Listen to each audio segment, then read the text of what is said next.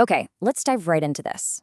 If you are currently engaged, you probably know exactly the feeling I'm talking about. You're looking at your seemingly endless wedding to-do list, and suddenly it hits you, you actually have to get up and dance in front of everyone you know, right? And you have to try not to step on each other's toes while 100 pairs of eyes watch you sway back and forth in sheer terror. Well, welcome to this explainer. Today, our mission is to completely demystify first dance preparation. We're going to take the guesswork and honestly the stress out of getting ready for that spotlight moment using real insights from professional ballroom instructors.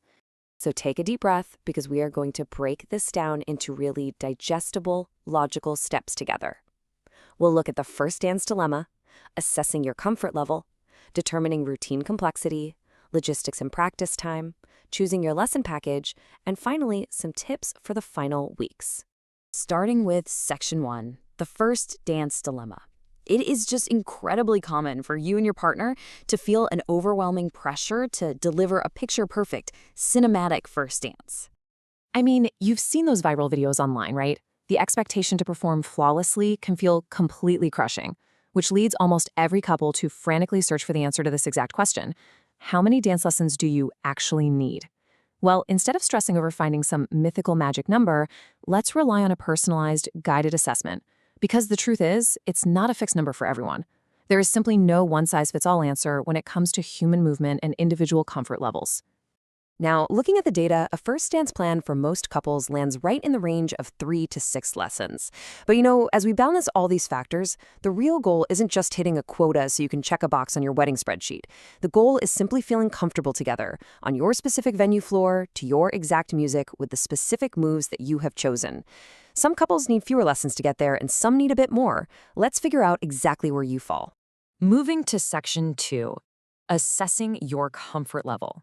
Let's see how this builds the very first variable in our personalized equation. We need to evaluate how much dance experience you and your partner actually have before you even step foot in a studio.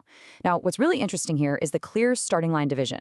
If either of you has prior experience, maybe you've done some social dancing, salsa, or even just consistent practice at home, you're looking at 2 to 4 lessons. Instructors won't need to teach you how to move from scratch. They'll focus on timing, styling for your specific song, and making sure you look totally relaxed. But look at the absolute beginners starting from square one. You're looking at 4 to 8 lessons. And guys, that is perfectly fine.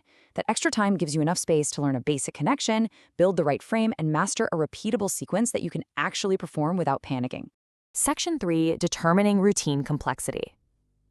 Now that we know your baseline, we need to look at the second variable in our formula. We need to ask, what kind of performance do you actually want to deliver? If you want a dance that is mostly in hold, meaning you're basically swaying together with just a few easy natural turns, you can easily achieve that in 3 to 5 sessions. However, if you are dreaming of a highly structured routine, complete with multiple turns, guided dips, or a massive highlight moment for the photographer, you really need to budget closer to 6 to 10 lessons. Choreography simply takes time to clean up and coordinate. You're building a routine while still figuring out how to move as a unified team. And that added complexity demands more guided supervision so, you don't accidentally drop anyone on the big day.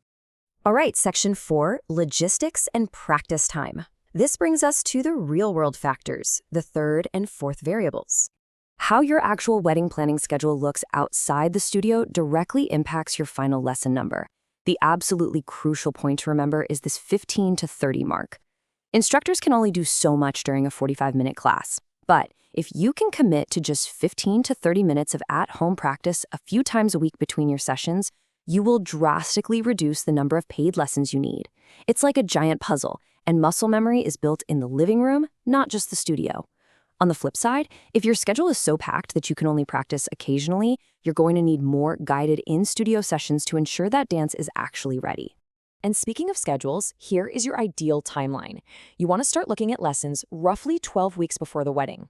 Starting 12 weeks out gives you a comfortable runway to book those 6 to 10 lessons for ambitious choreography without stressing out. Now, if you are 6 weeks out, you can still easily maintain a moderate pace for a simpler routine of 3 to 6 lessons. But what you absolutely want to avoid is cramming your instruction at the last minute because your wedding is suddenly next week. Cramming leads to stiff, robotic dancing, which is exactly what we're trying to avoid if you want to look natural and connected. Moving along to Section 5, choosing your lesson package. We've gathered all our variables: your experience, your desired routine complexity, your practice time, and your timeline. Let's synthesize that into concrete, practical packages you can actually ask an instructor for. When you call a studio, you essentially have a menu of options. If you just want a quick start for beginners to nail down the basic hold and timing, ask for 3 lessons. Bumping up to 4 or 5 lessons gets you a small set choreography with really smooth transitions. The 6 to 8 lesson package, that's for that fully choreographed routine with more turns, where a lot of the time is spent just building your confidence under routine conditions. And finally, 9 or 10 plus lessons are for complex choreography, massive highlight moments, or partners who simply know they need more guided practice time. But remember, a great instructor will always start with an initial assessment lesson to tailor these packages exactly to your comfort level and your specific song length. Finally, Section 6, Tips for the Final Weeks. Let's shift our focus to the home stretch. You've put in the work, you've taken the lessons, and now the big day is rapidly approaching. Here is the actionable advice you really need for those final weeks. The goal right now is making the routine feel totally automatic. You should be practicing in short bursts to keep it fresh. And this is absolutely crucial. Practice using the exact tempo level of your wedding song. Don't just practice to random parts of the track. Also, whatever you do, make sure you rehearse your entry onto the dance floor and your exit off of it. You absolutely should not be trying to figure out how to elegantly walk onto the floor while managing a heavy dress, a tailored suit, and the adrenaline of 100 people staring right at you. And this brilliantly illustrates your ultimate secret weapon, the mock run. Before the wedding, do at least one rehearsal, mimicking your actual conditions. Step 1, put on the actual dress shoes you'll be wearing so you aren't surprised by slippery soles. Step 2, test out any constraints your wedding dress or suit might have. I mean, can you actually lift your arms, or are you restricted to T-Rex movements? Step 3, mentally map out the spacing you'll actually have at your venue. Replicating these real-world conditions completely prevents the need for extra panic lessons right before the wedding, just because you suddenly realize you can't step backwards. I want to leave you with this fantastic quote from the source material. The best lesson count is the one that gets you to a relaxed, connected performance. I just love this because it grounds us. It reminds us that at the end of the day, your guests aren't judging your technical footwork. They are looking at the connection between you and your partner. That connection matters infinitely more than perfect, highly complex choreography that you're too stressed out to enjoy. You just want something you can repeat without even thinking about it. So we've broken down all the variables. Based on your personal experience, the complexity you desire, and the time you have to practice, what does your personal first stance equation look like? Talk to your partner, use the assessment we just went through, and confidently go book that first instructor consultation. You've got this for sure. Thanks for joining me on this explainer, and happy dancing.